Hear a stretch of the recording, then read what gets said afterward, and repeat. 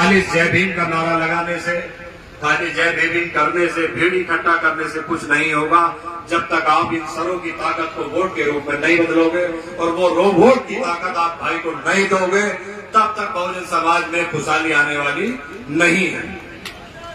ये जो जातीय समीकरण चौधरी साहब बता रहे थे, इन्हीं जातीय समीकरणों के आधार को बना करके सारी पार्टियां आप ही का वोट ले रही हैं। इस राजस्थान की पृष्ठभूमि पे देखें तो एक बार कांग्रेस आती है और दूसरी बार भाजपा आती है, कांग्रेस हटती है तो भाजपा आती है और भाजपा जाती है तो कांग्रेस आती है।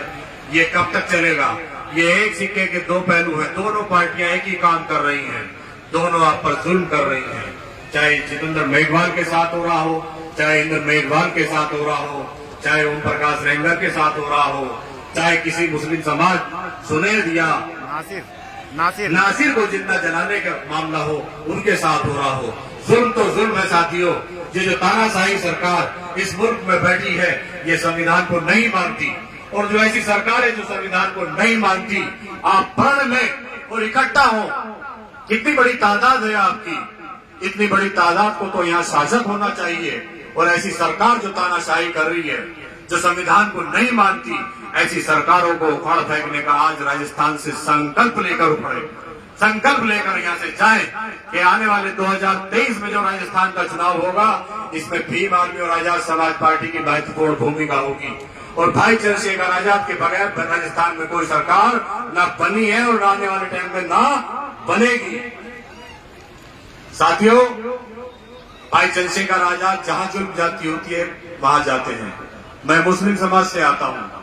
हमारे यहाँ एनआरसी के आंदोलन में तमाम मुसलमानों पर अत्याचार हुए, उनको जेल में डाला गया, उनको पीटा गया। उस वक्त में उनकी आवाज के साथ आवाज मिलाने वाला इस मुल्क में कोई नेता नहीं था। तमाम स्थापित पार्टियां चुप थी, तमाम स्थापित नेता चुप थे। लेकिन इस मुल्क में यदि कोई एक आवाज गूंजी, मुसलमानों के साथ कांधे से कांधा मिलाकर खड़ी हुई, तो भाई चंद्रशेखर आजाद जहां मस्जिद की सीढ़ियों पर आए और उन्होंने संविधान उठाकर कहा, हे देश के मुसलमानों, ये दलित का बेटा तुम्हारी इस लड़ाई में कांधे से कांधा मिलाकर तुम्हारे साथ है। और उसी जमा मस्जिद की सीढ़ियों से भाई चंद्रशेखर आजाद गिरफ्तार हुए और 1-1.5 महीना जेल काट के आए। इस मुल्क में ऐसा कोई लीडर नहीं है जो उस आंदोलन में, जो मुसलमानों का आंदोलन कहा जा रहा था, मुसलमानों के लिए कोई जेल काट के आया हो। साथियों, बहुजन समाज के इस चश्म चिराग को आपको और हमको जिम्मेदारी से महफूज रखना है।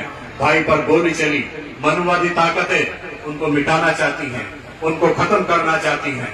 हमें उनकी आवाज को मजबूत बनाना है।